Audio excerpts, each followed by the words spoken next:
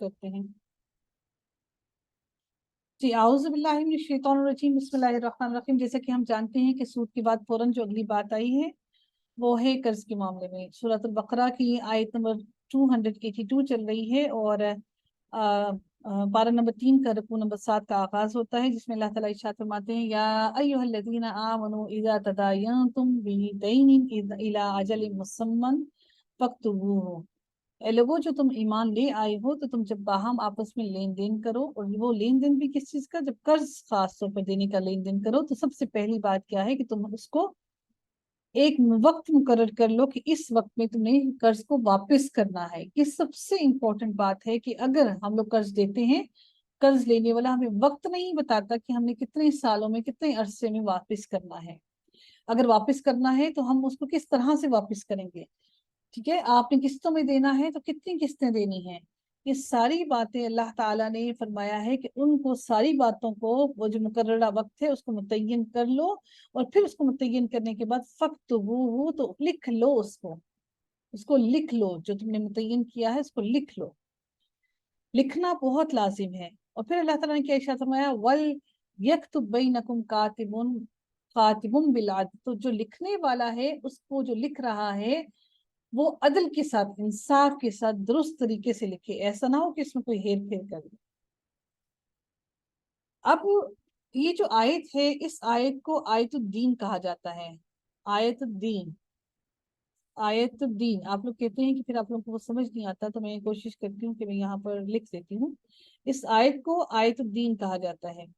जिसका मानी होता है कि इसके अंदर आयतुद्दीन यानी कि पूरा दीन का मुकम्मल निचोड़, इसके अंदर इतना इम्पोर्टेंट बातें बताई गई कि इस आयत को आयतुद्दीन का नाम दिया गया है। आप सोच सकते हैं कि पूरा ईमान है हमारा, इसके अंदर अमानत भी है, इसके अंदर हमारे इसके अंदर हमारी बल्कि हर मामलात हैं, जिंदगी के मुश्किलात भी कर्ज के गलत लेन देन से ही होते हैं। तो इस आयत को आयतुद्दीन का नाम दिया गया है, और ये कुरान की सबसे लंबी आयत है। याद रखिएगा, इस आयत को आयतुद्दीन का नाम दिया गया है, और ये आयत कुरान की सबसे लंबी आयत है, जिसमें अल्लाह ताला ने मुकम्मल तौर पर हर हर मामला कर्ज का बता दिया कि किस किस तरह का कर्ज हो तो क्या क्या मामला करना है। और जो लिखने वाला हो, कातिब हो, लिखने वाला कातिब हो, लिखने वाला कर्ज का, वो उसको अदल के साथ, इंसाफ के साथ लिखे। वला यअबा कातिबुन अन यक्तुबा कमा अल्लमहुल्लाहु फलयक्तुब, तो जो लिखने वाला हो वो उसका इनकार ना करे, जो लिखने वाला है उस चीज का जो लिख रहा है, और वो बल्कि क्या करे कि वो उसको लिख दे, बिल्कुल वैसे ही लिखे जिस तरह से अल्लाह ताला ने उसको लिखने का हुक्म दिया है। अल्लाह ताला ने हमें बता दिया है जो इंसाफ है, जो तरीका है, उसको वैसे ही लिखे। अब क्या होता है, सबसे बड़ी आर क्या महसूस होती है हम लोग को, अभी नहीं लिखते हैं, हम कल लिख लेंगे, चलो थोड़ी देर बाद लिख लेंगे, चले कल आइएगा हम लिख लेंगे। नहीं, अल्लाह ताला ने फरमाया है कि इसमें ना तो तुम सुस्ती करो, ना काहिली करो, ना इनकार करो, बल्कि जो लिखने का मामला है उसको उसी वक्त लिख लो। और अल्लाह ताला ने उसके बाद मजीद क्या फरमाया, वल युमलिल्लज़ी अलैहिल हक़्क़ु वयत्तक़िल्लाहा रब्बहु, और जिस इंसान के पास हक है उसको लिखवाने का, यानी कि जिसने इमला करवानी है, जिसने लिखवाना है, जिसने कर्ज देना है, जो लिखवा रहा है, वो उसको क्या करे कि उसको हक के साथ लिखवा ले। किससे लिखवा ले कि किसी को इमला करवा ले, वो उसको सारी बातें लिखवा ले। जैसे आज हम लोग जानते हैं ना कि हम स्टाम्प पेपर्स वाले रखे हुए हैं, और हर जगह पे ब्रोकर्स होते हैं स्टाम्प पेपर्स वाले, वो लिख लेते हैं हर चीज को, ठीक है। तो आप उनको, अब तो हमारे अल्हम्दुलिल्लाह इतनी आसानियां हो गई हैं कि हम लोगों ने स्टाम्प पेपर्स वाले हैं, उसके ऊपर आपने देखा है कि गवाहों के नाम नीचे लिखे हुए होते हैं। वहां पे क्या जरूरत होती है कि दीन के हिसाब से वो चीजें बनी हुई हैं, इसमें कोई मुजायका नहीं है कि अगर आप उन चीजों को वैसे ही लिखत पढ़त कर लें, और फिर आपके लिए वो आसानी हो जाती है। तो वो इमला करवा ले, जो स्टाम्प पेपर वाला होता है, आप उसको इमला करवाते हैं, डिक्टेट करवाते हैं कि आप इसको ऐसे ऐसे ऐसे करके लिखिए। और फिर अल्लाह ताला ने क्या फरमाया है कि और तुम्हें डर होना चाहिए इसका कि जो तुम लिखवा रहे हो वो दुरुस्त हो, और उसमें तुम किसी भी किस्म की कमी बेशी ना करो। अल्लाह ताला इरशाद फरमाते हैं, फ़इन कान अल्लज़ी अलैहिल हक़्क़ु सफ़ीहन, और जिस पर हक है लिखवाने का, अगर तो वो बेवकूफ है, और या तो फिर वो ज़ईफ है, बूढ़ा है, या लागिर है, یا پھر بچہ ہے، اگر ان تینوں میں سے کوئی ایک بھی ہے اور وہ استطاعت نہیں رکھتا، اولا یستطیع ان یمل کہ وہ استطاعت نہیں رکھتا ہے کہ وہ اس کی املا کروا سکے، تو پھر کیا ہو کہ ہوا فلیملل ولیہ بالعدل، تو پھر کیا کرے کہ اس کا جو اللہ تعالیٰ نے ولی مقرر کیا ہے اس کا ولی اس کو انصاف کے ساتھ لکھوا دے۔ لیکن لکھوانا لازم ہے،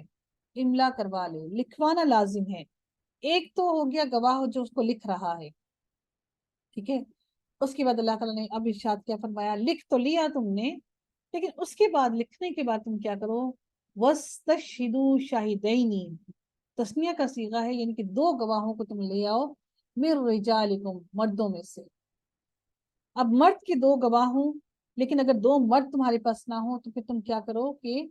رجلین فرجل، بس ایک ہی مرد کافی ہے، ایک ہی مرد ہو جائے، وامرأتان، اور دو عورتیں ہوں، یعنی کہ ایک مرد اور دو عورتیں ہو جائیں، دو عورتوں کی گواہی کو ایک مرد کی گواہی کے برابر دیا گیا ہے۔ کیوں؟ کیونکہ عورت جذباتی جلدی ہوتی ہے، وہ باتوں میں جلدی آ جاتی ہے، بھول جلدی جاتی ہے، دنیا کے مسائل میں، گھر کے جنبیلوں میں بہت زیادہ پھنسی بھی ہوتی ہے، تو وہ اس کا امکان زیادہ ہوتا ہے کہ عورت جلدی بھول جاتی ہے، اس کا حافظہ بھی کمزور ہوتا ہے ایز کمپیئر ٹو دا مین، ٹھیک ہے۔ تو عورت کی دو عورتوں کی گواہی ایک مرد کے برابر قرار دی گئی ہے، لیکن احادیث میں آتا ہے کہ کچھ احادیث میں آتا ہے کہ اگر تو ایک مرد ہو اور آگے آپ کے پاس نہ دو عورتیں ہوں گواہی کے لیے اور نہ ہی دوسرا مرد ہو گواہی کے لیے، تو وہ جو اکیلا مرد ہے گواہی دینے والا، وہ ایسے کرے کہ اس اگلے دوسرے مرد کی گواہی دینے کے لیے اللہ کی قسم اٹھا کر وہ گواہی دے سکتا ہے، ٹھیک ہے، قسم اٹھا کر وہ گواہی دے سکتا ہے۔ اور اسی طرح سے عورتوں کا معاملہ بھی ہے کہ اگر تو وہ قسم اٹھا لیں تو پھر وہ بھی گواہی دے سکتی ہے، لیکن اکیلی عورت کی گواہی مرد کے بغیر قابل قبول نہیں ہے۔ لیکن کچھ اس بارے میں اختلافات ہیں، کچھ کہتے ہیں کہ اگر عورت قسم اٹھا لیتی ہے تو پھر اس اکیلی عورتوں کی بھی گواہی لی جا سکتی ہے، ٹھیک ہے۔ یہ چھوٹے چھوٹے مسائل ہیں جن کا ہمیں علم ہونا بہت لازم ہے۔ اب اللہ تعالیٰ کیا ارشاد فرماتے ہیں، ممن ترضون من الشہداء، اور تم جن کو پسند کرتے ہو کہ تم جانتے ہو کہ یہ اپنی امانت کو رکھنے والے لوگ ہیں، یہ سچے ہیں، اور گواہی دینے میں بھی ان لوگوں کو گواہ بنا کر لے کر آؤ جو سچے ہوں، ایسے نہ ہو جو جھوٹے ہوں، مکار ہوں، فریبی ہوں،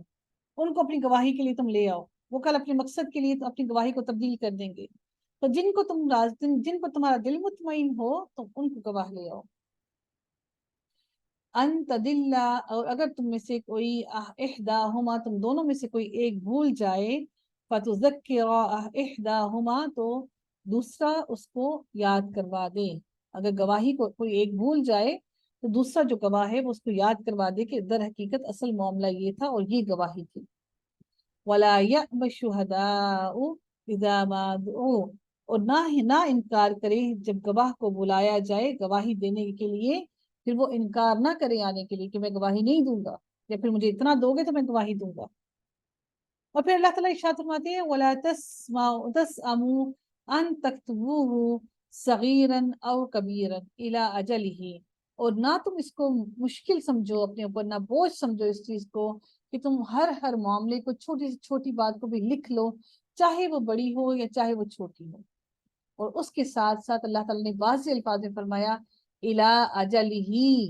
اس کی مقررہ مدت کو لکھنا بہت بہت لازم ہے۔ انفارچونیٹلی قرض دے دیتے ہیں، قرض کو واپس کرنے کا معاملہ میں ساری زندگی گزر جاتی ہے، وہ پیسہ اتنا ڈی ویلیو ہو جاتا ہے کہ جو پیسہ آپ لوگوں نے آج سے 15 سال پہلے دیا وہ ڈی ویلیو ہو کر آج اس پیسے کی رقم کی قیمت آپ کی 1 لاکھ کے برابر رہ گئی ہے، تو پھر اس پیسے کا آپ جب لوٹاتے ہیں تو وہ انسان اس پیسے سے کیا کرے گا؟ اس لیے اس پیسے کا واپس کرنا، لوٹانا، اس کی مدت کا لکھوا لینا بہت لازم ہے، تاکہ آپ جس انسان کو واپس کر رہی ہیں وہ دل میں یہ بات یقین سے رکھے کہ اس وقت اس کو پیسے ملیں گے اور اس پیسے کی اس وقت ویلیو کیا ہوگی، اور وہ اس پیسے سے اس وقت کیا کرے گا، کیونکہ ہمارا دین دھوکے میں نہیں رکھتا ہے۔ اللہ تعالیٰ نے واضح الفاظ میں فرمایا ہے کہ اس کی مدت کو لازمی لکھ لو۔ کتنی بدبختی ہے ہم لوگوں کے لیے کہ ہم قرض لے لیتے ہیں لیکن اس کی مدت کو نہیں لکھتے. آخر کار مانگ مانگ کر ڈھیٹ ہو کر قرض دینے والا ہی چھوڑ دیتا ہے، یار اب کیا کریں. لیکن سوچ سکتے ہیں کہ اس کے دل سے کیا نکل رہی ہوتی ہے کہ جب آپ نے وہ اپنی مشکلات میں ہے، گھرا ہوا ہے، اور اس کا قرض کوئی واپس نہیں کر رہا ہے، وہ اپنی آنکھوں سے دیکھ رہا ہے کہ اس کے سارے اخراجات بھی پورے ہو رہے ہیں، سارے معاملات بھی پورے ہو رہے ہیں، لیکن در حقیقت کیا ہوتا ہے کہ قرض لینے والا سمجھتا ہے کہ اگر ہم نے قرض واپس کر لیا تو ہمیں نقصان ہوگا. جو دوسرا انسان اتنے عرصے سے، اتنے سالوں سے نقصان کر کے بیٹھا ہوا ہے، اس کے دل کی کیفیت کیا ہوگی؟ کیا اس کے دل کا حال اللہ نہیں سن رہا؟ پھر جب اللہ کی طرف سے مشکلات آتی ہیں، پریشانیاں آتی ہیں، تو ہم سمجھتے ہیں کہ ہم پہ شاید کسی نے جادو ٹونے کر دیے، شاید ہمارے پر کوئی تعویذات کر رہا ہے. ہم اپنے معاملات کو، ہم اپنی زندگی کے معاملات کو اپنے اللہ کے ساتھ، اپنے رب کے ساتھ درست نہیں کرتے. اگر اس آیت کی اتنی اہمیت نہ ہوتی تو اللہ تعالیٰ قرآن کی سب سے لمبی آیت نہ بناتا اس آیت کی، اور اپنے سارے کے سارے معاملات کو اللہ تعالیٰ نے ایک اس قرض کے سارے کے سارے معاملات کو صرف ایک ہی آیت کے اندر اللہ تعالیٰ نہ سمو کر بیان کر دیتا. اللہ تعالیٰ ارشاد فرماتے ہیں ذالکم اقسط عند اللہ، اور یہ تمہارے رب کی طرف زیادہ انصاف ہے. اللہ تعالیٰ نے کہا ہے کہ یہ انصاف ہے زیادہ، کہ اگر تم اس کو لکھ لو اور اس کو درست طریقے سے لکھ لو، اس کی مدت بھی لکھ لو. وَأَقْوَمُ لِلشَّهَادَةِ وَأَدْنَى أَلَّا تَرْتَابُوا إِلَّا أَن تَكُونَ. آگے بات ہوتی ہے کہ وَأَقْوَمُ لِلشَّهَادَةِ وَأَدْنَى أَلَّا تَرْتَابُوا، اور پھر تم کیا کرو کہ گواہی جب انسان دینے لگے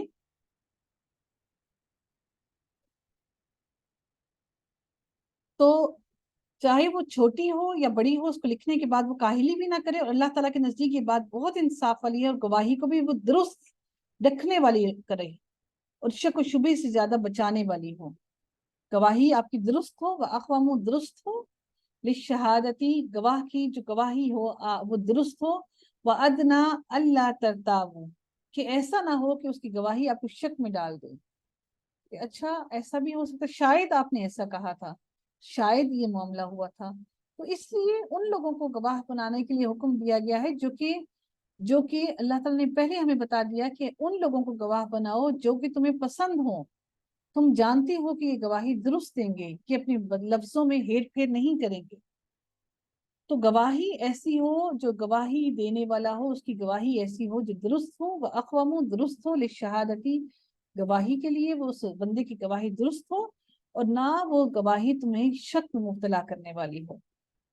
إِلَّا أَن تَكُونَ لیکن مگر، اب اگلی بات ہو رہی ہے ان کی جو کہ تجارت کرنے والے ہیں. اگر کوئی نقد لین دین کرتا ہے تم میں سے، تُدِيرُونَهَا بَيْنَكُمْ فَلَيْسَ عَلَيْكُمْ جُنَاحٌ أَلَّا تَكْتُبُوهَا. تو اگر تم میں سے کوئی باہم لین دین کرتا ہے، تجارت کرتا ہے، تو اس پر کوئی گناہ نہیں ہے، کوئی آر نہیں ہے، کوئی مشقت نہیں ہے کہ اگر وہ اس کو نہیں لکھ پاتا، کیونکہ اس نے نقد پیسے دیے اور نقد لے لیا سامان، تو اگر اس کو وہ نہیں بھی لکھ پاتا تو اس میں بھی کوئی آر نہیں ہے. لیکن اگر وہ لکھوا لے تو بہتر ہے. جیسے ہم کوئی سودا سلف لیتے ہیں تو ہم نہیں لکھ پاتے ہیں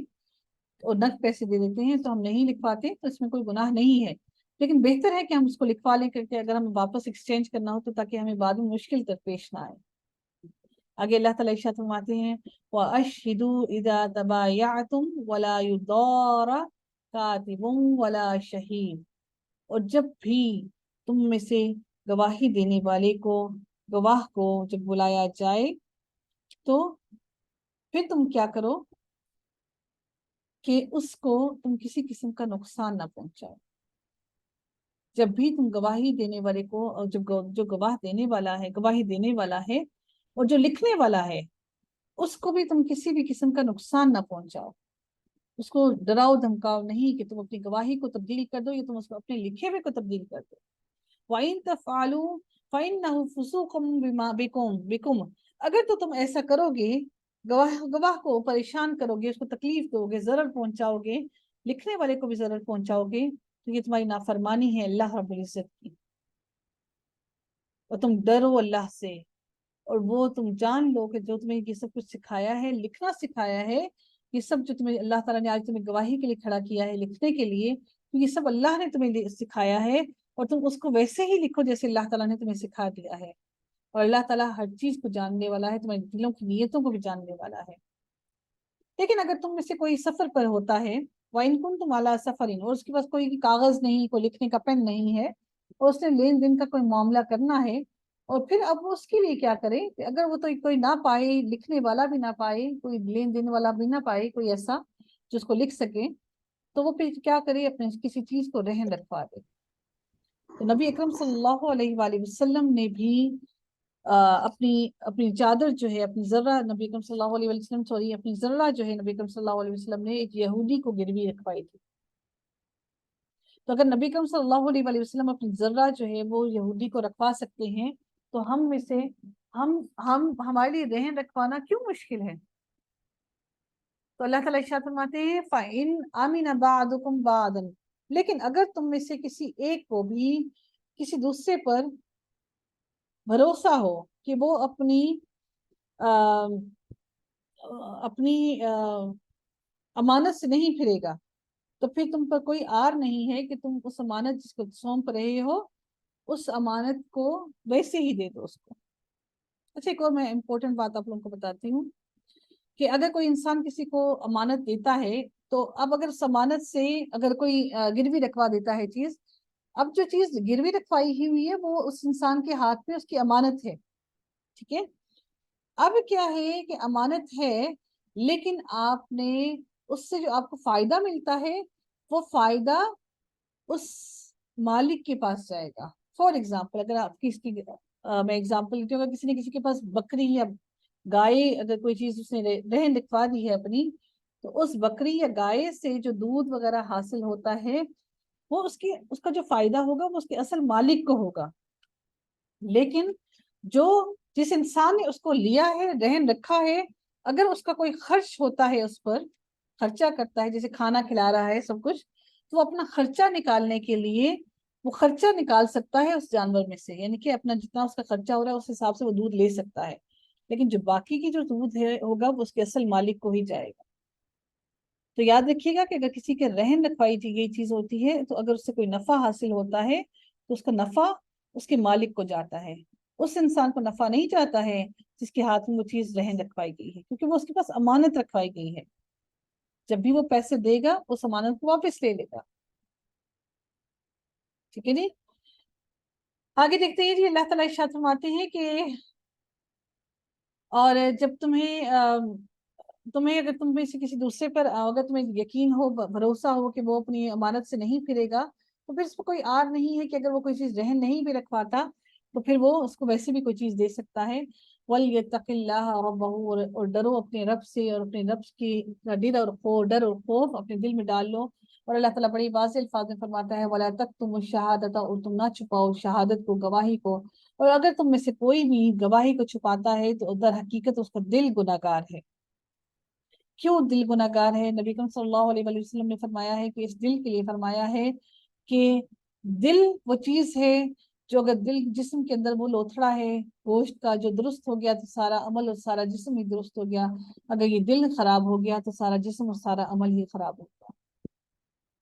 और गवाही के लिए नबी करीम सल्लल्लाहु अलैहि वसल्लम ने फरमाया कि वो सबसे बेहतर गवाह है जो गवाही तलब करने से पहले ही खुद ही हाजिर हो जाए और आकर अपनी गवाही दे दे। और तुम में से वो शख्स जो गवाही देने के लिए बुलाया जाए और गवाही को छुपाए और वो आकर गवाही ना दे, तो उससे बढ़कर बदबख्त और गुनाह कबीरा करने वाला कोई इंसान नहीं होगा रुए अर्ज पर। वल्लाहु बिमा तामलून बसीर, तामलून अलीम, और अल्लाह ताला वो जानता है जो तुम अमल करते हो। अल्लाह ताला उससे बाखूबी बाखूबी वाकिफ है। वाखिर दावाना अल्हम्दुलिल्लाहि रब्बिल आलमीन, सल्लल्लाहु तआला अला खैरिही खल्किही अजमाइन बिरहमतिका या अरहमर राहिमीन। सुब्हानकल्लाहुम्मा व बिहम्दिका, नशहदु ला इलाहा इल्ला अंता, नस्तगफिरुका व नतूबु इलैक। अस्सलामु अलैकुम व रहमतुल्लाहि व बरकातुहू।